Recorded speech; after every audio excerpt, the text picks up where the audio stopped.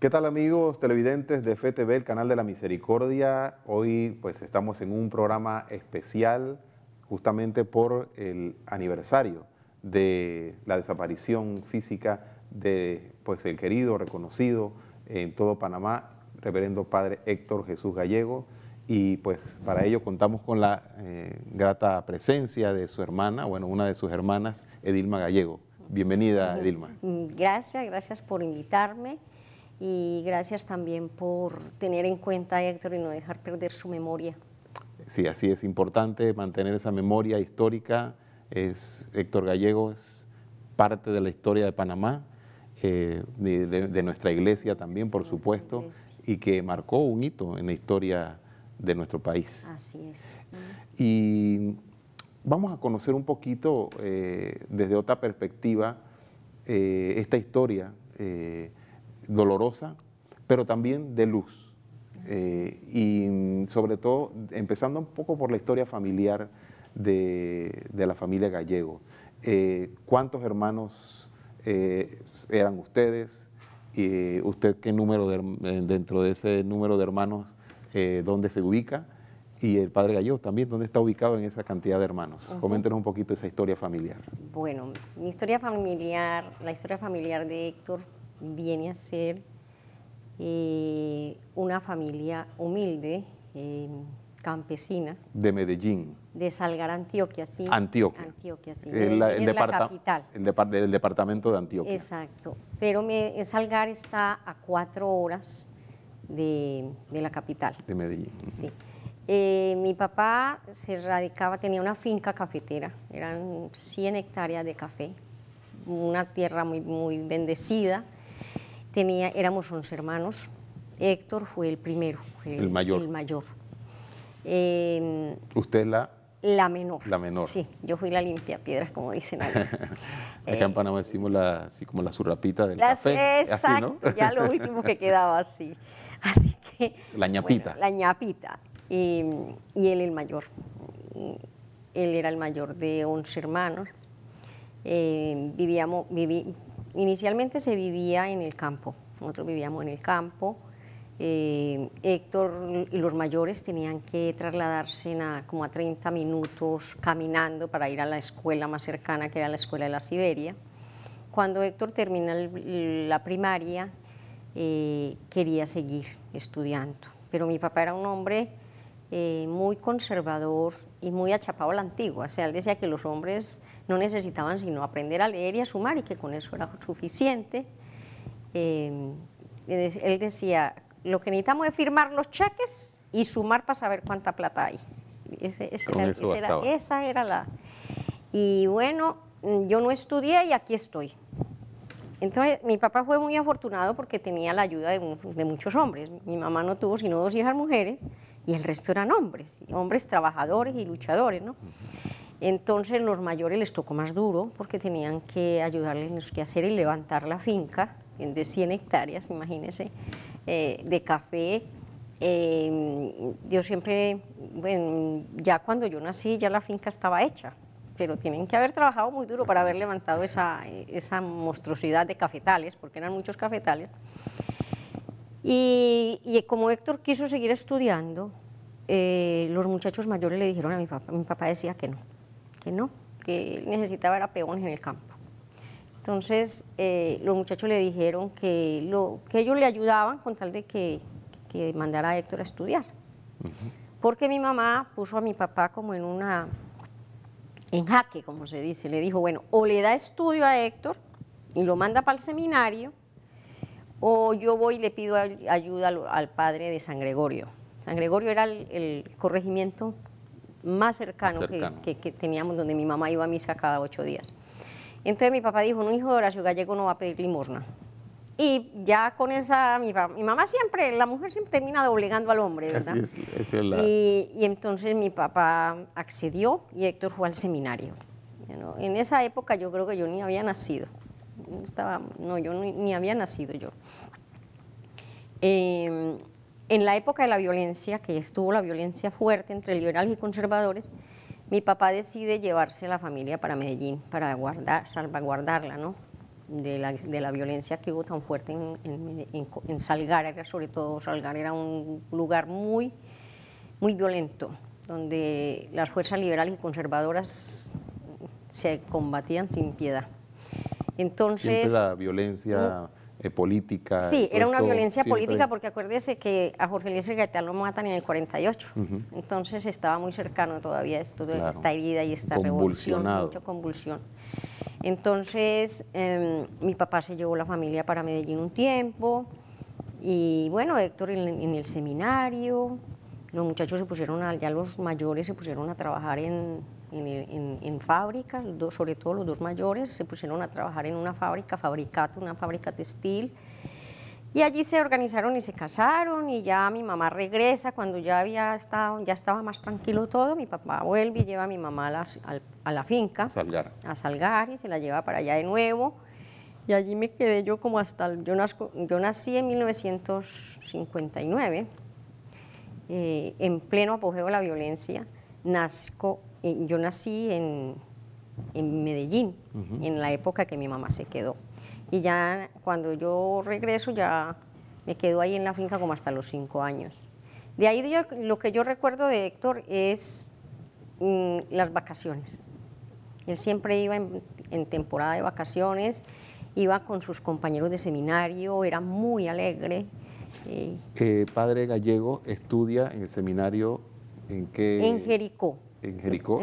Ese es el menor, ese es el seminario menor, donde es como el bachillerato, ¿no? ¿Aún en Antioquia? Sí, en Antioquia. Ajá. O sea, él se va para el seminario menor, que es en Jericó, y del seminario menor él va a Santa Rosa de Osos, y termina el bachillerato allí, y luego va al seminario mayor de Medellín. Y allí en el seminario mayor de Medellín es donde ya se ordena sacerdote. El sacerdote. ¿Y cómo se da la conexión con Panamá? Bueno, Héctor estaba ya terminando su seminario, ya se ordenaba para eso, por ahí como para 1966, creo que era para el 66, era la ordenación, 67 era la ordenación de él. Entonces, había un compañero, Plinio Mojica, de Santiago. Plinio Mojica. Estaba estudiando panameño, en Medellín. de Veraguas. Era compañero, sí, era compañero de Héctor en el seminario. Y Monseñor Magrat estaba en ese tiempo yendo a Medellín por la cuestión del Vaticano II, que estaban haciendo el documento Medellín y estaban así, renovando la iglesia. Exacto. Entonces, Monseñor Magrat empieza a querer sonsacar a los seminaristas para que se vinieran para Panamá. Necesitaba Panamá sacerdotes. Sí, porque no habían, o sea, había cantidades, eran muchos. Colombia siempre es productor de vocaciones. Exacto, entonces allá habían muchos sacerdotes y dice, mire, tantos que se van a ordenar aquí y en Panamá no hay ni uno. Entonces Héctor empieza a preguntarle a Plinio, ¿cómo es Panamá? Entonces Plinio empieza a explicarle y a decirle, Panamá es así, así, así, así. Y empieza el gusanito, la inquietud, la idea de irse para Panamá. Y fue a la casa y dijo, estoy pensando, papá, yo estoy pensando en irme a Panamá, a trabajar como misionero, le dijo. Y mi papá se puso bravo y le dijo que no, que no, que no. Y él que sí, mi papá que no, pero él era más bien dócil y obediente. Héctor no era rebelde. Papá, entienda que mire, uno no sabe qué puertas se van a abrir y allá de repente yo no voy sino por 2 años para coger el diaconado. O sea, no, ellos hacen el diaconado y de ahí tienen como una práctica de 2 años. Y él hizo el diaconado allá. Entonces mi papá le decía que no, hasta que bueno, o sea, terminó convenciendo a mi papá, mi papá muy contento, fue y habló con el obispo de la diócesis de Jericó, que era amigo de mi papá, el Monseñor Augusto Trujillo Arango, y le dijo que tratara de hacer que Héctor desistiera de esa idea. Y Monseñor sí trató de hacer que Héctor desistiera de la idea de venirse para Panamá. Y Héctor le decía pues que no, que le diera el permiso, que lo dejara volar, que él quería venir. ayudar, que él se había ordenado para servirle a Dios y que él sentía esa vocación y ese llamado. Entonces, bueno, no hubo poder humano que lo sonsacara.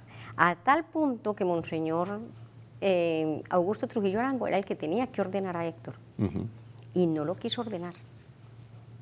Le dijo, si usted sigue con la idea de irse, de quedarse en Panamá, entonces que vengan y lo ordenen de Panamá. Y así fue. Así fue. Así fue. Entonces Héctor le dijo a Monseñor Magrar. Era una época también como un poco distinta en cuanto al... Estaba habiendo una revolución en la iglesia. Un cambio interno en la iglesia, ¿no? Porque de obispos conservadores y Monseñor Magrar, un obispo más abierto. Exacto. Era muy diferente. Y era como una época también donde hubo a raíz del Concilio Vaticano II, hubo también algo de confusión a lo interno de la iglesia. También, el tema sí, también porque de eran la cambios. obediencia. Exacto. Ya en esta época no se puede hacer un seminarista o un sacerdote no puede decidir por sí mismo, ¿no? En aquel entonces como que tal vez era un poco las normas tal vez no estaban tan claras posiblemente como ahora. Exacto. Así que de pronto a raíz de eso fue que tal vez se dio esta venida del padre Gallegos acá, ¿no? Y no, entonces Héctor viene y se queda aquí como, bueno, estuvo de diácono como un año, ¿no?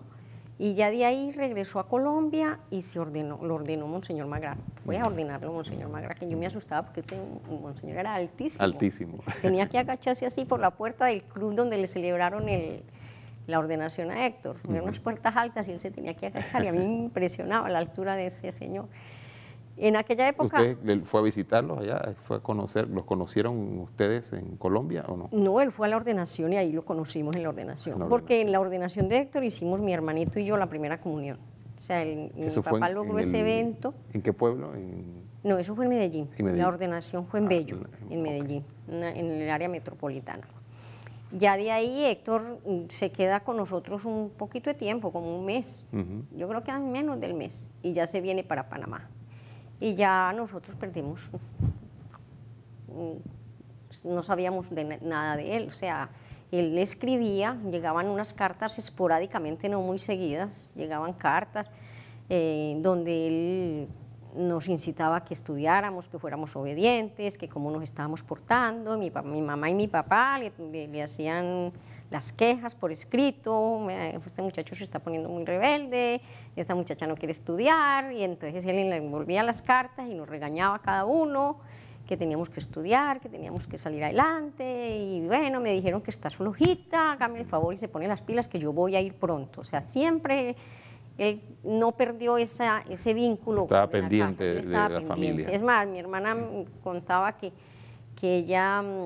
le decía, Héctor, rece para que me vaya bien en los exámenes finales. Y entonces Héctor se reía y le decía, bueno, cuando recibí, yo creo que ya o habías perdido o habías ganado, porque cuando recibí la carta ya habías pasado los exámenes. Pero las cartas eran muy, muy demoradas, el correo era muy demorado. No teníamos la comunicación que hay ahora, de teléfono, de WhatsApp, no, eso era rudimentario. No habían llamadas. Yo recuerdo mucho que mi mamá, iban a haber unas misiones, y mi mamá tenía esa ilusión que Héctor iba a ir en esas misiones. Y Héctor no llegó en las misiones. Estaba Panamá en el precisamente yo creo que estaba en la cuestión cuando revocan a Arnulfo Arias. Yo medio escuchaba por ahí eso, militar. yo escuchaba por ahí que Panamá estaba revolucionado y que Héctor no había podido salir para las misiones. Que a Héctor le tocó una época muy dura aquí en Panamá. Sí. Entonces... bueno, eso era lo que nosotros conocíamos de él. Nos visitó en 1971, a principios de 1971 fue la visita que ya sí llegó, la anhelada visita de él a la familia, fue muy alegre. Como le digo, llevó filminas mostrando qué era lo que estaba haciendo en Panamá, que le estaba enseñando a los campesinos a sembrar en vez de arroz, porque el arroz salía muy costoso sembrarlo, y después cosecharlo, que era mucho más favorable comprarlo ya cosechado, y que habían otros productos que se podían dar, como el poroto, porque era una tierra su clima era muy especial para el poroto, para sembrar yuca y otras. Eso era lo que él llegó contando, y que ahí estaba formando una cooperativa donde los campesinos iban a llevar los productos, iban a hacer intercambio, iban a vender los productos.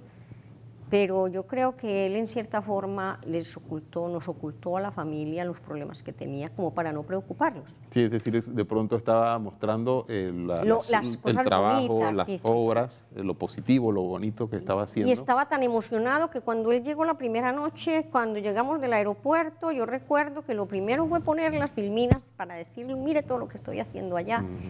Y bueno, sí le contó a los mayores que había una tienda, que se aprovechaba de los campesinos, entonces mis hermanos sí le dijeron que eso era peligroso, que eso no lo debía de hacer, porque eso le iba a traer problemas, y dice, bueno, pero él estaba en lo que le gustaba, ¿no? Así es, él estaba claro en su misión. En su misión, él estaba la claro en misión, su misión. en Y estaba la muy joven, y en esa edad los jóvenes son muy inquietos. Sí, y el ímpetu es... Y el ímpetu y de las ganas de trabajar. hacer su trabajo y de querer ayudarle a la Ayudar a gente los que lo demás. necesita. Es una edad muy... Sí.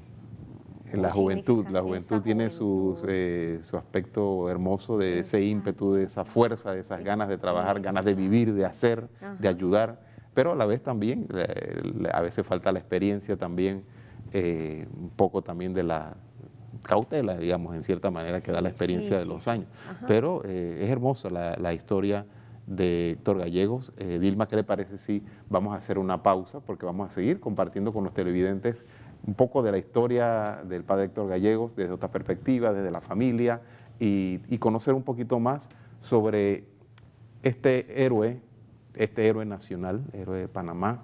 En la iglesia lo podemos decir así, con mucho cariño, con mucha verdad, con mucho amor, porque dejó sembrado una semilla que sabemos que ha hecho mucho bien y que ha dejado un legado para las diversas futuras generaciones, pasadas, presentes y futuras, y esperamos que siga creciendo. Ojalá. Así que, amigo televidente, vamos a volver en breve con más de este programa especial, en este día en particular en que recordamos la memoria de la desaparición del padre Héctor Jesús Gallego.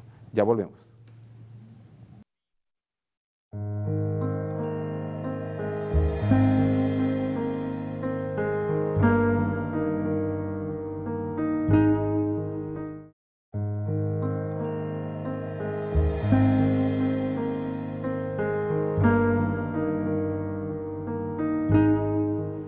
Amigos televidentes, de vuelta con este programa especial aquí en FETV, el canal de la Misericordia, y pues conmemorando esta fecha de la desaparición del padre Héctor Gallego, y contamos pues con la grata presencia de su hermana, una de sus hermanas, la menor, Edilma Gallego. Edilma, y bueno, compartiendo un poquito sobre esta historia del padre Gallego en la familia, cómo fue que llegó, cómo conoció Panamá. Bueno, quedamos en el anterior bloque un poco en este ímpetu que tienen los jóvenes por hacer, y sobre todo más una vocación sacerdotal, que es el amor al prójimo, el servir al prójimo. Y lo hizo patentemente de una manera muy clara con los campesinos de Santa Fe. Sí. Y bueno, ya posteriormente a toda esta historia, usted con respecto a su, digamos, su relación de los años que, como es la menor, tal vez estuvo, digamos, no sé si de alguna manera menos tiempo en cuanto a la cantidad de años de vida, sí, pero sí lo conoció, estuvo cerca con él. ¿Cómo fue esa relación?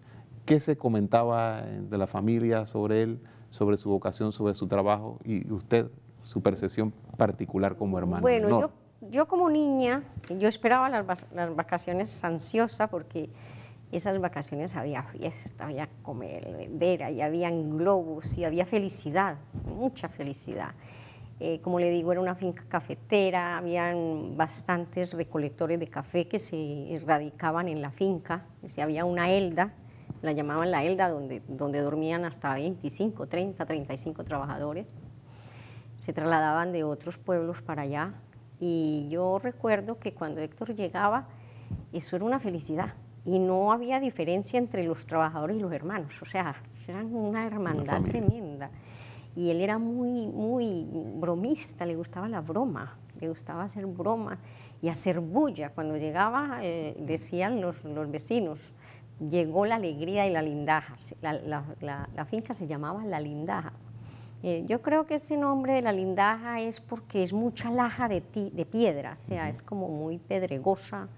Y yo no sé, yo creo que tienen que haberle dicho La Lindaja por algo, tienen que tener una laja hay una laja de roca ahí. Entonces, decían llegó la alegría de La Lindaja. Y no era mentira, es que él era demasiado alegre. Él siempre estaba cantando y no llegaba a descansar ni a sentarse, no, él llegaba a coger café y llegaba con sus amigos. Y en la noche, claro, como en el día estaban cogiendo café, en la noche era que llegaba la bulla. Recuerdo que había una vitrola que se le daba cuerda en aquel entonces, y a nosotros los más niños nos ponían a darle cuerda para ellos escuchar música y hacer para los que no conocen eso de vitrola, las nuevas generaciones que a lo mejor nos estén viendo, es una especie de, bueno, tocadisco que ya tampoco existe. Es como un tocadisco, pero bueno, era lo que no era ni eléctrico, la música. No era eléctrico, no, era de cuerda. Algo mecánico, ¿no? Sí, entonces se le daba, y eran unos discos 78 le llamaban. Y entonces eso se ponía, esa música, a él le gustaban mucho los boleros. Yo recuerdo mucho lo que se escuchaban los boleros, Víctor Hugo Ayala, toda esta música de aquellos años.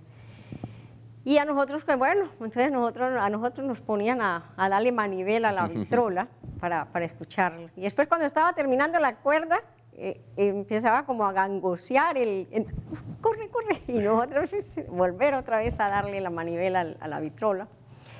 Era un lujo tener ese aparato en la casa, eso era un lujo.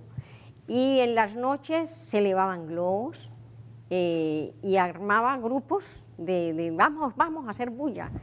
Y recuerdo que había un lugar donde le llamaban la Cañada Honda, donde se juntaba como la cordillera y se venía como un monte y se hacía un monte oscuro, que uno pasaba siempre esa cañadita con miedo porque era bien oscuro, y decía, vamos a hacer bulla allá.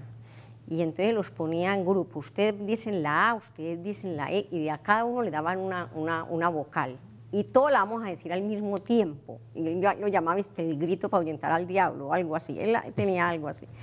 Y eso se enfocaba en ese cañón y eso era una bulla tremenda.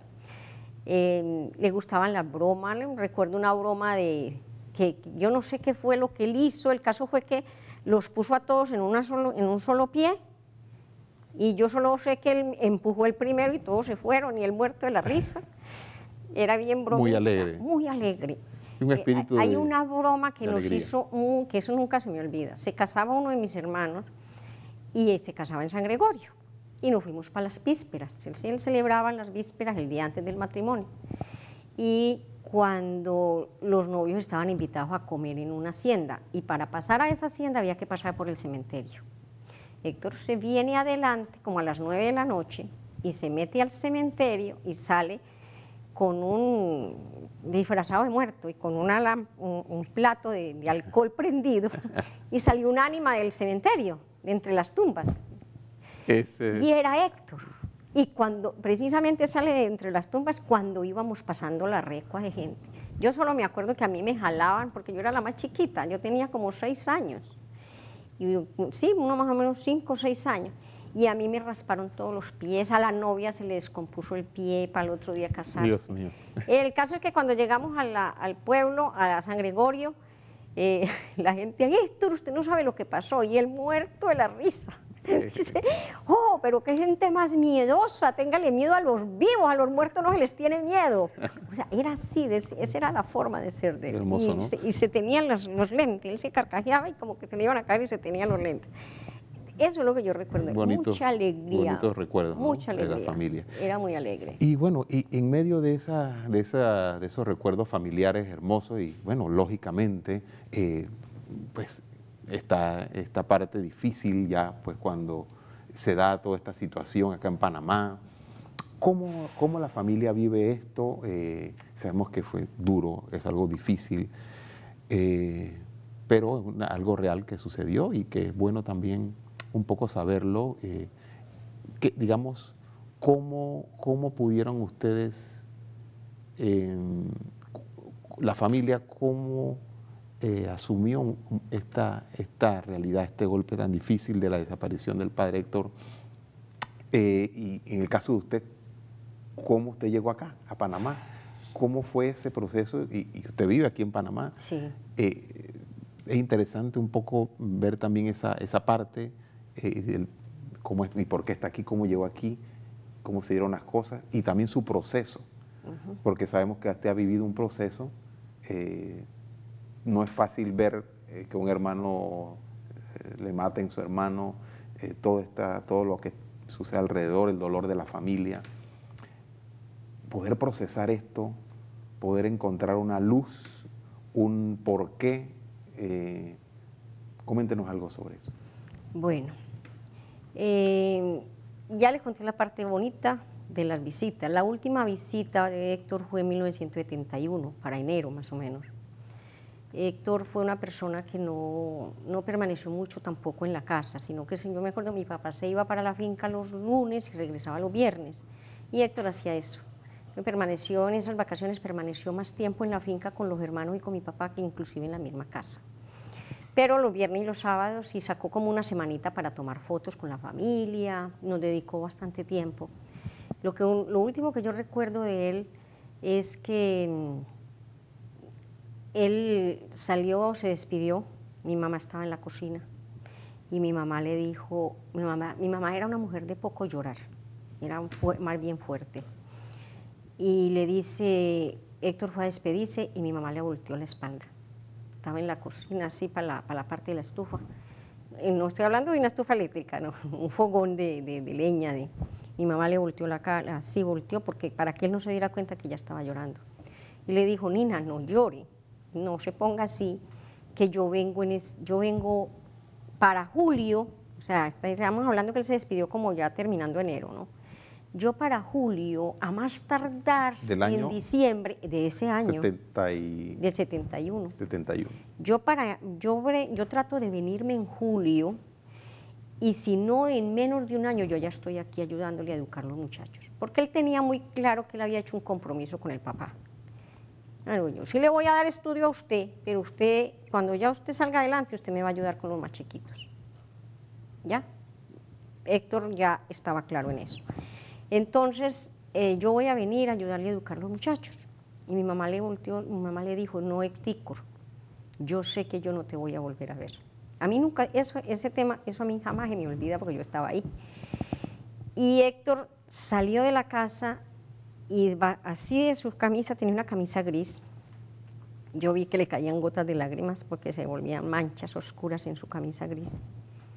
Y mi hermano, que tenía como 17 años, Wilson, tenía un tocadisquito, una radiolita chica, ya no era de cuerda, ya sí era eléctrica, y puso una canción de Los Bucles. Madre, prepara mis cosas porque tengo que partir a buscar nuevas fortunas aunque me cueste. Se llama Lágrimas de una madre. En ese momento. En ese preciso momento, ocurrencias del muchacho, ¿no? Pero ¿quién iba a saber que esa canción iba a marcar la vida de nosotros toda la vida? Bueno, mi mamá se quedó en la cocina llorando y Héctor salió llorando de la casa. Y mi mamá se lo dijo, yo no te voy a volver a ver. Una intuición de la madre. Una intuición de ella, sí. Y Héctor se vino para Medellín como 3 días antes de ya coger el avión de Copa. Nosotros nos vinimos a despedirlo al aeropuerto La Herrera. Mi mamá no quiso viajar, mi mamá no quiso. Y yo sí, lo único que recuerdo de Héctor fue que le alcanzaba a ver el botoncito de la camisa que se le hacía aquí atrás, un botoncito blanco. Yo lo alcancé a ver ya en la fila de migración, que se iba la última vez en el Olaya Herrera, se fue. Un día, como a eso de las 10 de la mañana, tocan la puerta de la casa en el pueblo. Y tocan la puerta y mi mamá me manda a abrir la puerta. Y era un muchacho con el periódico en la mano. Y cuando mi mamá vio a este joven que me entregaba el periódico, mi mamá estaba bien retirada. Ella exclamó, ¿qué le pasó a mi muchacho? Y ahí en el periódico, era el colombiano, decía, secuestrado sacerdote panameño, colombiano, teme obispo panameño. A mí nunca se me olvida ese título. Y ya empezó la odisea. Empezó una odisea, secuestrado, ¿qué es eso? ¿Qué secuestro? Bueno, que lo secuestraron, que le estarán haciendo daño, que lo estarán torturando, que fue algo terrible, muy, muy terrible. Mi mamá de ahí en adelante empezó un calvario muy triste. Siempre la veía uno sentada con un rosario en la mano, pasando un rosario y sentadita en un rincón. Y la gente, los vecinos, los amigos, venían a la casa a consolarla o al menos a acompañarla. Era un velorio sin el muerto, pero siempre era un velorio. Y ya cuando fueron pasando el tiempo, pasaron los días, mi papá sin saber qué hacer, qué hacemos, para dónde nos vamos, a quién le hablamos, iban muchos periodistas a la casa, y mi papá y la familia mandaban mensajes: por favor, tengan misericordia, digan dónde está Héctor, si les está estorbando allá, pues mándenlo para acá, pero no le hagan daño, era una de las expresiones que decían. Y lo más triste para la familia de ahí en adelante es que empiezan a salir muchos rumores, y entre los rumores más fuertes era que Héctor lo había desaparecido la CIA, porque Héctor era un sacerdote comunista guerrillero que había venido a Panamá a formar guerrillas y que la CIA estaba acabando con el comunismo y con la guerrilla, y que era la CIA la que lo había desaparecido. Ese era el comentario o rumor que se dio en el pueblo. Y en el pueblo y en el país. Y en el país también. Sí, porque ese fue un argumento que hizo el régimen militar de aquel entonces para que el gobierno colombiano no pidiera explicaciones y para que no fuera a haber problemas. Entonces, eso fue lo más fuerte y eso fue lo que más estigmatizó y más daño nos hizo a nosotros, porque ya vino una estigmatización en contra de todos nosotros. Sí, exacto. Esto también es interesante saberlo, porque esos hechos tienen unas repercusiones, tienen unas consecuencias en muchos sentidos, y en este caso para la familia Gallegos, en su pueblo, en su país. Exactamente. ¿Cómo fue eso? Entonces, en ese tiempo mi mamá pues buscaba consuelo en la iglesia, y mi mamá se iba para la iglesia y llegaba llorando más, porque el sacerdote en el púlpito decía: oremos por los sacerdotes que se salen del camino y cogen los caminos equivocados y cogen el camino de las armas, porque eso era lo que se decía. Entonces el sacerdote siempre tiraba la piedra. Y mi mamá optó por no volver a misa, porque era peor, no volvió a misa. Eso la apartó de la iglesia, no hubo el consuelo de la iglesia, no tuvimos el consuelo, sino al contrario, las piedras venían y mientras más grande mejor. Entonces, eso nos apartó mucho de la iglesia, y por ejemplo, una tía le dijo a un sacerdote, que ahí pasaron una filmina donde Héctor iba caminando, que fue cuando dio la primera misa, y mi tía va donde ese sacerdote, que era el que estaba encargado de la parroquia, y le dice: ay padre, pero mire lo que le pasó a Héctor. ¿Y quién lo mandó a volverse guerrillero? Dice: nadie lo mandó. O sea, es que el rumor no era solo en el pueblo, sino que también era en otros lugares. Sí. Entonces, inclusive, mi hermano Walter en ese tiempo era un joven, estaba terminando el bachillerato, era como de los mayores de los menores, y él se vino en una excursión porque se decía que a Héctor lo tenían escondido por el Darién.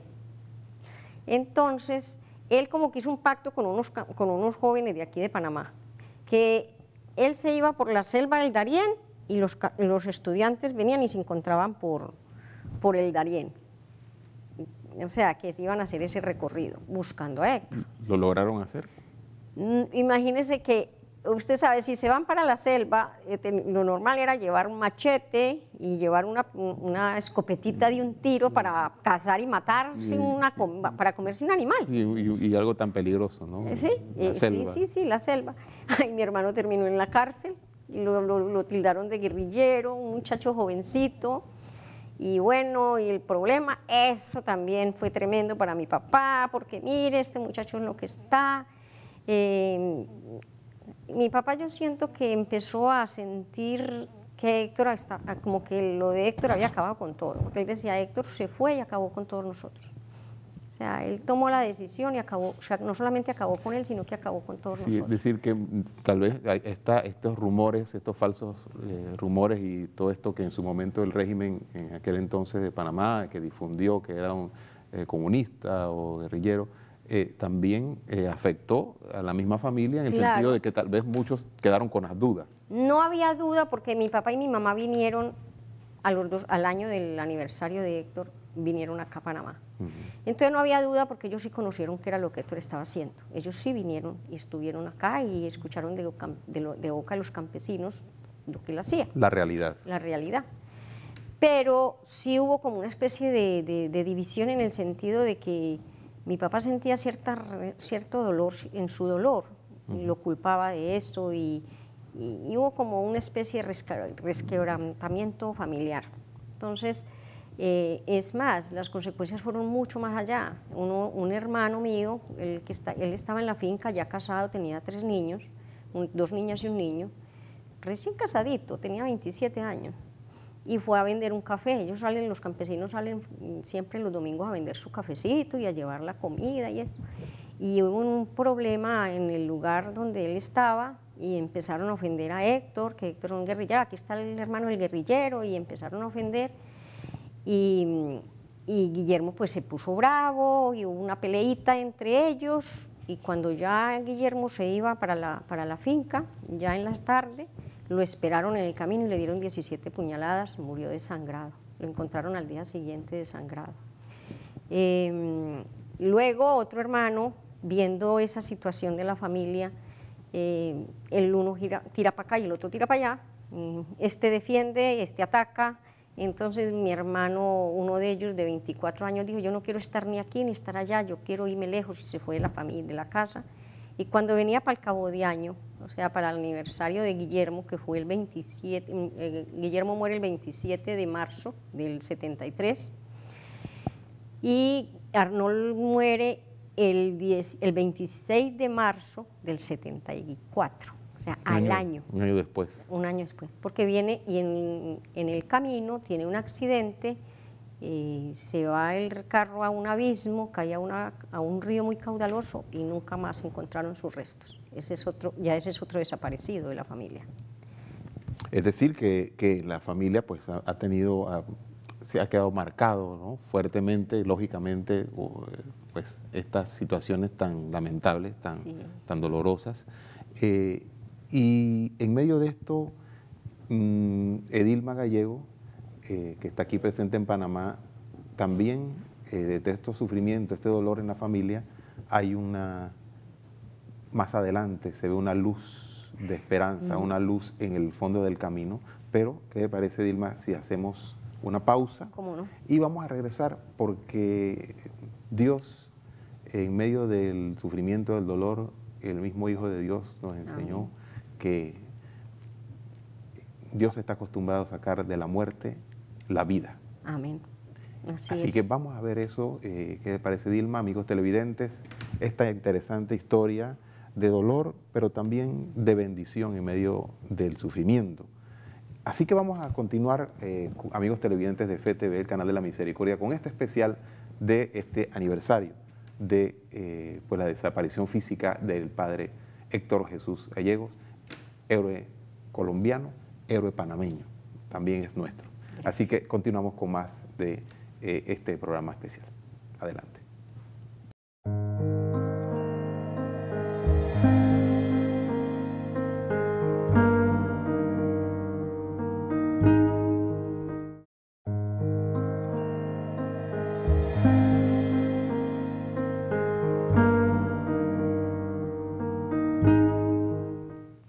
Amigos televidentes de FETV, continuamos con este programa especial de el padre Héctor Jesús Gallegos, recordando su memoria, recordando anécdotas de su vida familiar y pues de alguna u otra manera haciendo patente esta labor, esta hermosa labor de amor que hizo en Panamá, especialmente por los campesinos de Veraguas, los campesinos de Santa Fe. Y estamos compartiendo con Edilma Gallegos, la hermana menor, que vive aquí en Panamá. Y Edilma pues ha abierto su corazón. Muchas gracias por abrir su historia, tal vez desconocida por muchas personas, pero que creo que es un testimonio, es un ejemplo, tanto el padre Gallego como a pesar del dolor de la familia, pero que por misericordia de Dios, usted en medio de esto también tiene un giro en su vida, en su historia. Así es. Coméntenos un poco eso. Ya hemos hablado un poco de estos dolores de la familia, estas apariciones de tanto del padre como de los hermanos, de estos hermanos. Sin embargo, creo que hay en medio de todo esperanza. Amén. Así es, así es. Siempre Dios tiene respuesta para todos sus hijos. Usted vino a Panamá. Sí. ¿En qué año y cómo fue que se dio ese proceso? Ese fue un proceso largo, muy largo. Sus padres previamente nos había comentado que habían venido en un momento Sí, ellos dado. vinieron en el 72 al primer aniversario. Por ser la menor, yo no voy a decir que fui la que más sufrí, no, eso, pero sí fue una de las personas más marcadas, porque imagínate que a los 11 años se acaba mi vida, se acaba mi niñez, se acaba la alegría, se acaban las navidades, ya no habían sino recuerdos alegres, pero ya una etapa triste. Entonces viene la adolescencia y esta que está aquí se pone brava con la vida, resentida. ¿Con Dios? Con Dios, sí, claro, no creía en Dios. Si Dios existiera no hubiera pasado todo esto, ¿no? Yo no creo en Dios, Dios no existe. Y me vuelvo rebelde en la casa. En la casa no importaba si yo estudiaba, si no estudiaba, si yo me iba para la calle o me quedaba en la casa. Entonces... ¿La iglesia que representaba en ese momento? Nada, peor. Se apartaron. Peor, porque mire que estando yo estudiando, me acuerdo que ese padre que decía en el púlpito que Héctor era un guerrillero y hacía sufrir a mi mamá, fue un día a la escuela a pedirnos apoyo para la iglesia, en plata. Entonces, antes de salir al descanso, dice que teníamos que amar a los hermanos y teníamos que dar lo que teníamos, y habló de la blanca, de la viuda y eso. Viene aquí a quitarnos la plata, pensé yo. Entonces, él tenía un tic, el padre López tenía un tic, él era así, constantemente él espabilaba. Y como yo tenía tanto resentimiento porque le causaba dolor a mi mamá, llega y nos mira, nos dice a las niñas, tenía 12 años, 11, 12 años, que él conocía las niñas puras en la mirada, que lo miráramos a los ojos porque a él la iba a saber si nosotros éramos puras o no. Y le digo yo, ¿y usted cómo sabe? Y me dice, yo era bien contestona, me volví muy amarga, muy rebelde. Yo creo que a mi mamá la llamaban hasta 2 veces por semana a la escuela, por siempre poniéndole quejas. Y el padre me dice, porque la mirada de las niñas buenas es una mirada transparente y no esconden la mirada.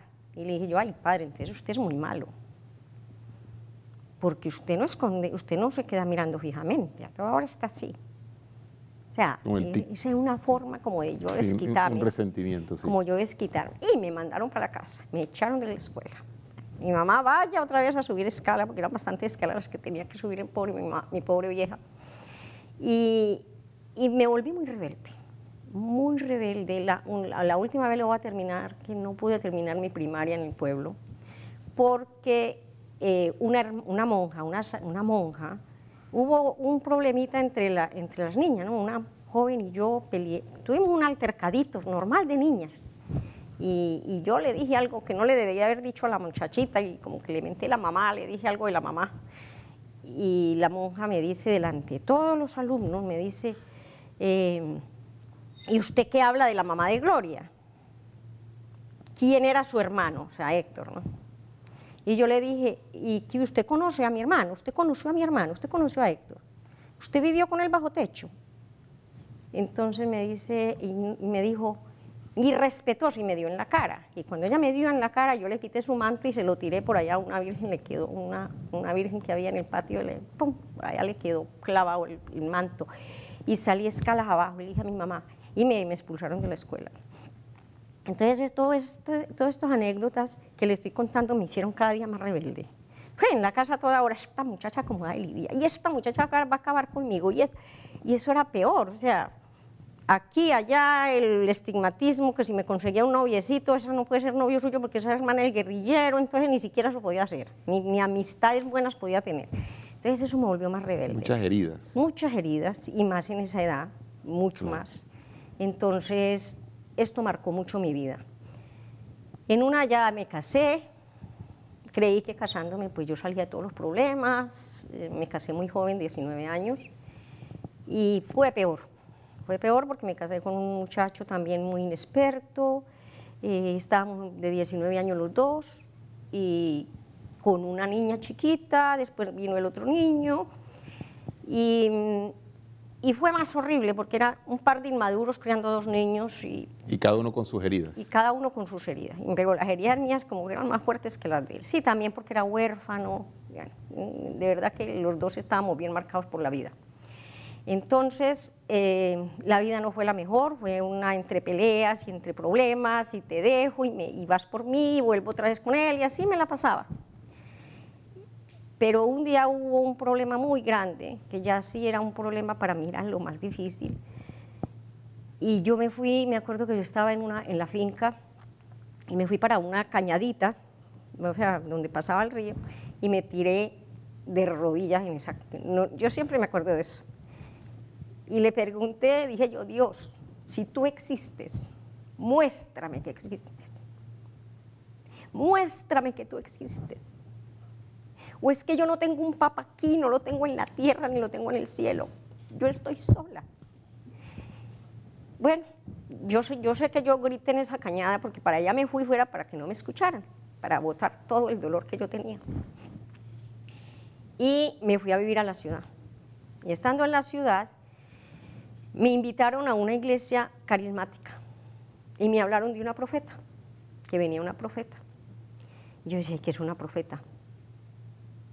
Y me decía, una profeta es alguien que te dice un mensaje de Dios para tu vida. Y yo decía, eso existe. Ay, ahora sí voy, porque yo no iba. A mí me invitaban y yo, ay, qué pereza. Una vez una hermana estaba muy alegre y yo la veía con la cara toda alegre. Salió de una reunión de la iglesia y vino feliz y se quedaba mirando así, toda feliz. Y digo yo, hermana, señora Amanda, ¿usted por qué está tan contenta? Y me dice, ay, porque si usted supiera lo que se siente tener a Cristo en el corazón.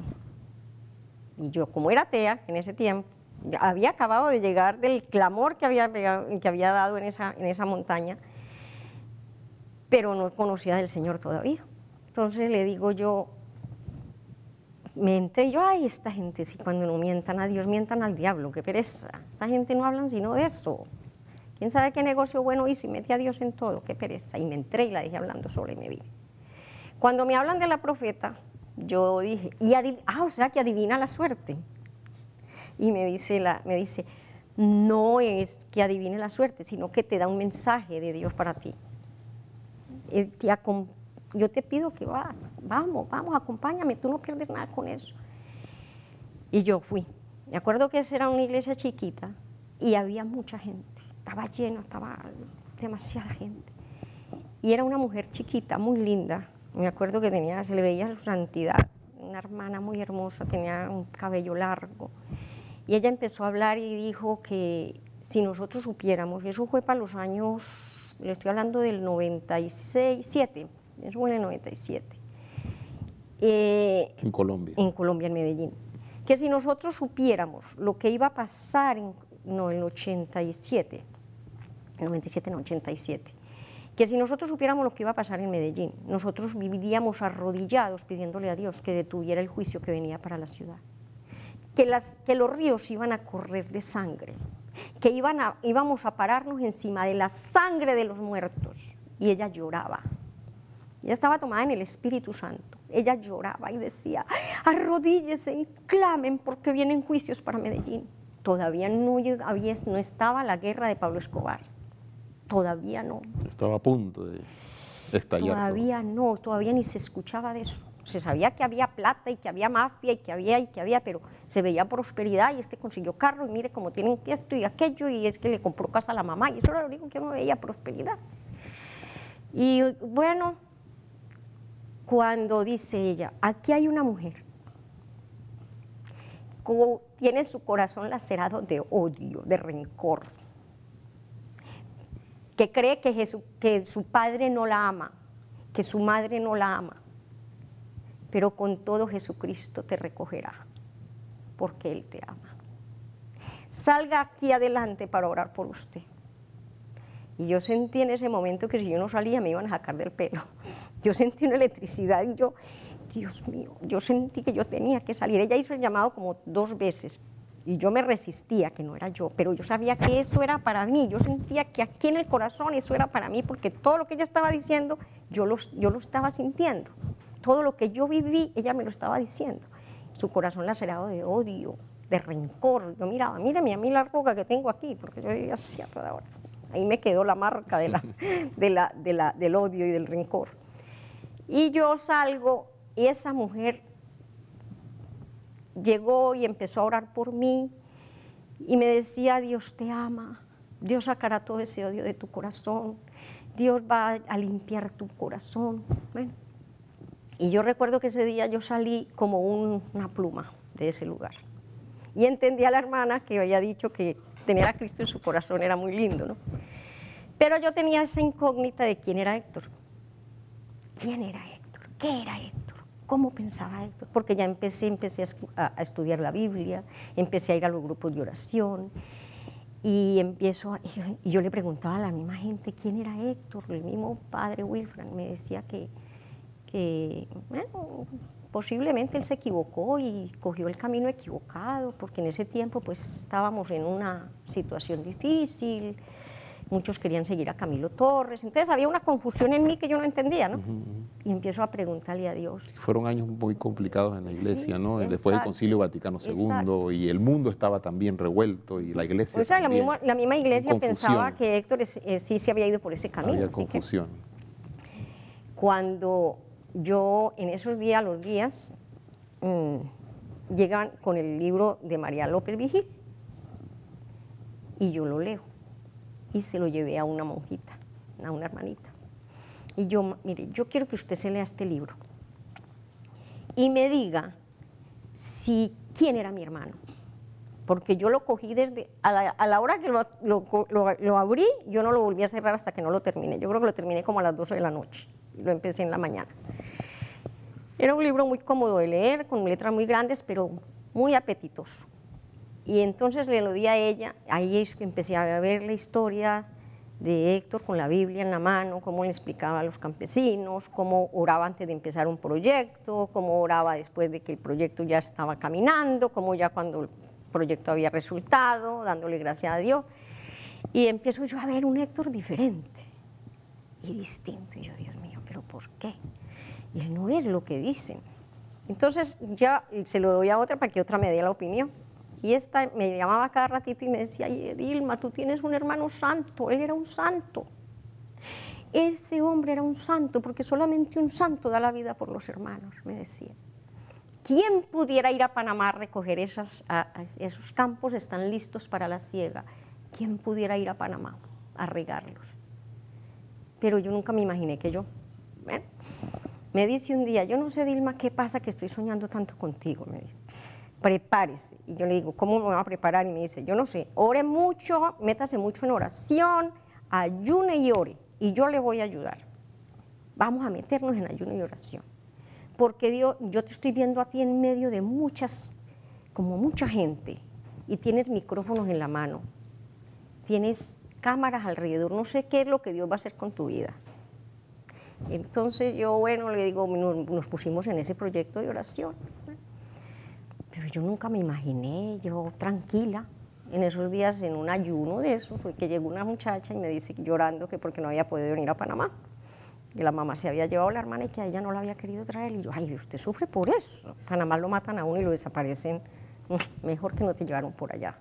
Porque aquí todavía estaba esa heridita, ¿no? El resentimiento, sí. Sí, esa herida, y yo le dije, no te preocupes por eso, llore por otras cosas.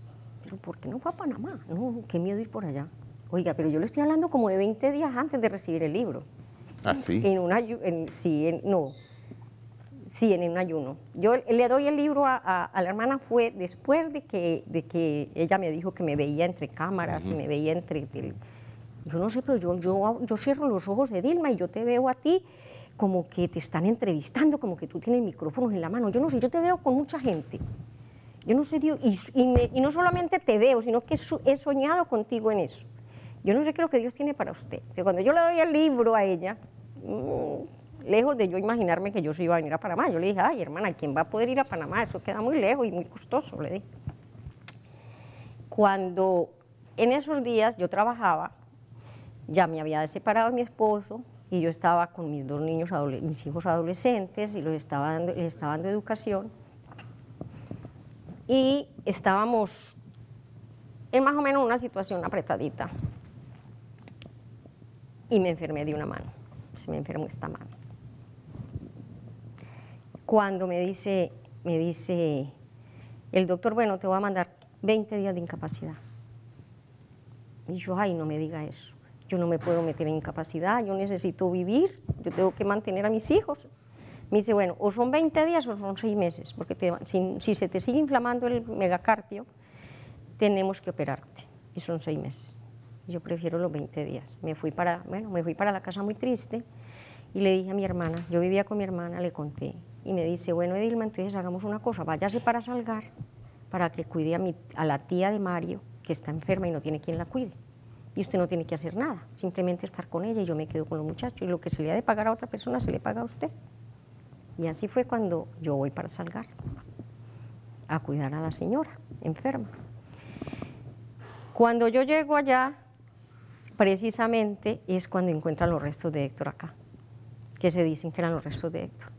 Mire que todo venía seguido, era como sin yo saber las puertas que se iban a abrir. Como un rompecabezas. Sí, como un rompecabezas. Las piezas. Sí, no me olvido el día que yo cogí el bus para irme para el pueblo, muy aburrida iba para el pueblo porque no quería llegar allá, porque mi esposo tenía otra esposa allá y yo no quería encontrarme con mi pasado, y yo había dejado de ir a Salgar.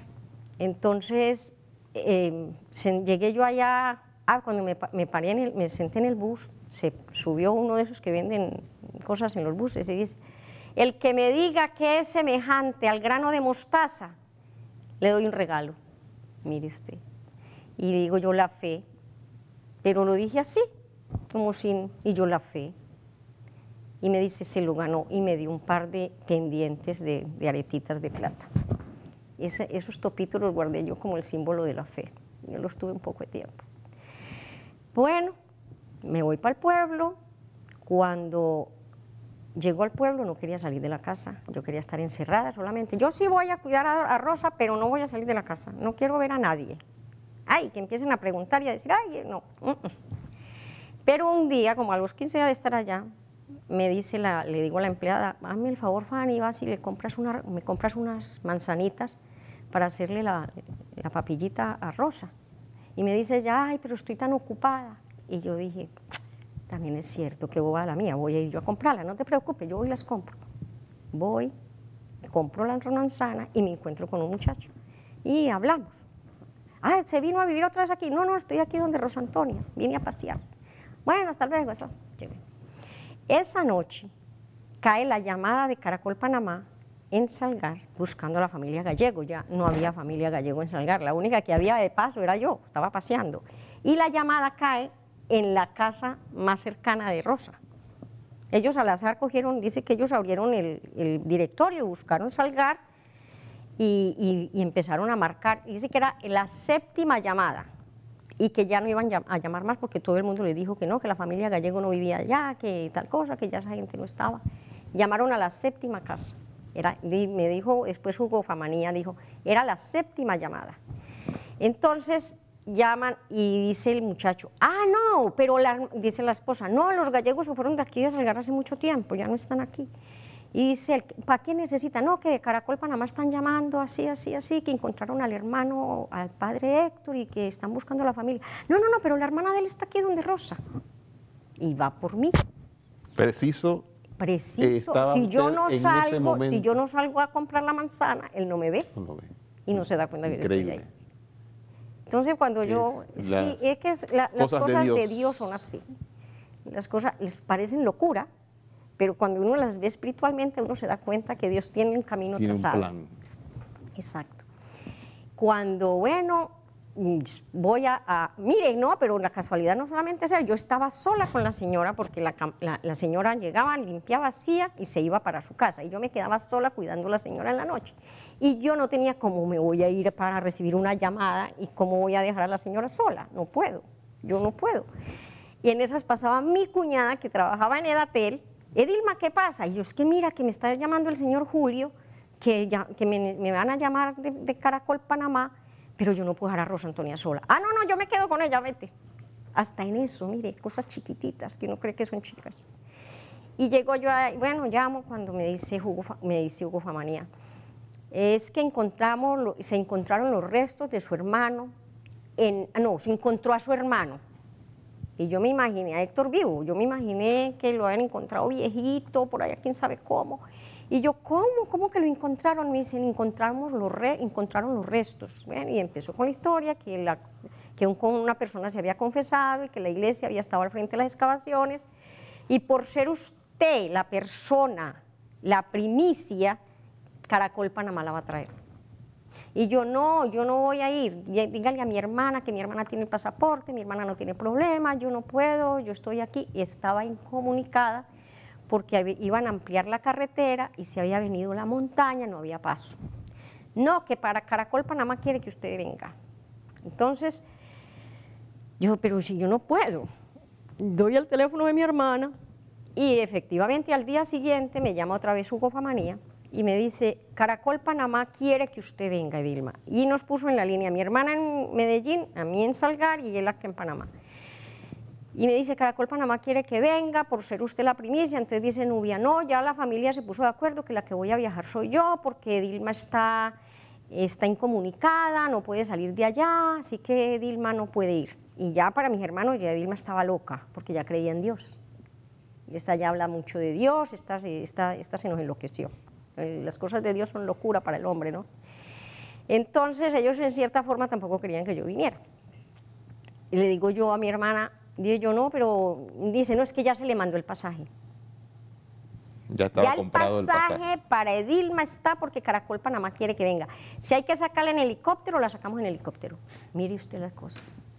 Edilma, sumamente interesante este testimonio, esta experiencia, y como que dan ganas de seguir, pero la televisión yo es sé. corta. Pero a este punto, pues, creo que vemos, amigos televidentes, claramente la acción de Dios, la mano de Dios, y desde otra perspectiva que seguramente usted, amigo televidente, no sabía, no conocía. Ninguno de nosotros tal vez no conocíamos más de 4 aspectos alrededor de esta gran historia dolorosa, pero luminosa también, del padre Héctor Jesús Gallegos. Y bueno, aquí, Edilma, vamos a tener que hacer un alto en este programa especial. Lo más probable es que vamos a tener, esperemos de Dios que sí, vamos a tenerla a usted para seguir compartiendo más sobre esta historia del padre Héctor Gallego. Para cerrar, ya muy brevemente, porque el tiempo y el director nos dice, ya terminamos, ¿qué mensaje usted le tendría de todo este, un resumen, sabes, muy difícil resumir, pero de esta historia de Dios en la vida del padre Héctor Gallego y en su historia que nos toca también a todos los panameños? ¿Qué mensaje para terminar? Bueno, que hay que creer que Dios existe, que Dios es real, porque Él no responde. Porque así en la forma como Dios me trajo a mí a Panamá, prácticamente a la fuerza me trajo, yo no quería venir. Yo entendí cómo fue que Jacob peleó con el ángel de Jehová, porque yo una noche también peleé con él. Yo no voy para Panamá y él, tú vas para Panamá. Y llegué aquí a Panamá, conocí la historia de Héctor, conocí su vida, su legado, un hombre lleno de fe, lleno de amor, lleno de esperanza, y me mostró cómo es Dios, cómo trabaja Dios, que debemos creer en Dios. Y el mensaje que yo le doy, inclusive si a mí me escuchara el gobernante que va a entrar, cualquiera que venga, y que me escuche los que van a manejar esta nación, cerrar ese capítulo amargo de la vida de Panamá y de nosotros, los familiares, con broche de oro, perdonándonos unos a otros, reconociendo los errores que se cometieron en el pasado, porque no se puede tapar el sol con un dedo, y cerrando bien, sin echar culpas de nada, porque aquí sabemos que en este mundo hay un gobernante que se llama Satanás, y él fue el que vino a dañar, a destruir y a acabar con nosotros. Pero también hay un Dios de justicia y un Dios de amor que quiere que se haga justicia, y la justicia es, primero, limpiar una memoria de un hombre que no fue lo que se dijo de él en aquel entonces, y que muchos todavía lo piensan que él fue así. Limpiar esa memoria y hacer el reconocimiento de lo que él es, y que el Estado panameño reconozca los errores, pida perdón. Es tan lindo pedir perdón, es tan lindo decir nos equivocamos, perdónenos. Y el Papa nos da ese ejemplo. Juan Pablo II pidió perdón por todos los errores que la Iglesia ha cometido, y el Papa Francisco también lo ha hecho. Entonces también sería bonito que los gobernantes que vienen pidieran perdón y se acabe.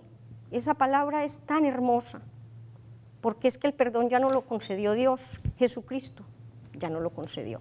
Ese es el único llamado que yo le hago al Estado y al pueblo panameño. Perdón, reconciliación es lo que necesitamos todos y en Panamá.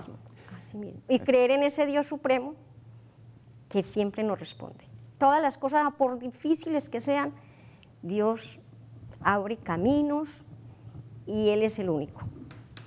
Bueno, Edilma, gracias, bendiciones, Edilma. Gracias por ese testimonio tan hermoso y que sirva para todos los panameños y también sirva para que nos reconciliemos unos con otros y que la justicia también se haga patente en nuestro Panamá. Reconocer los errores es de sabios y más delante de los ojos de Dios. Y así justicia es conocer la verdad. ¿Dónde está Héctor? ¿Dónde estás? Héctor, ¿dónde estás? Que todavía queremos saber. Porque a veces la gente dice, no, pero no es tan importante los restos. No son importantes los restos, claro que sí son importantes. Importantísimos. Gracias, Edilma. Entonces, Héctor Gallego, ¿dónde estás? Continúa latente en los corazones de los panameños saber al final ya toda la verdad sobre este caso.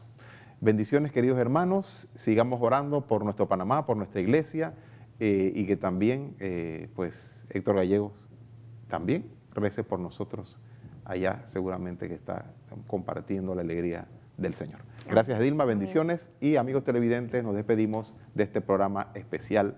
Bendiciones y hasta la próxima.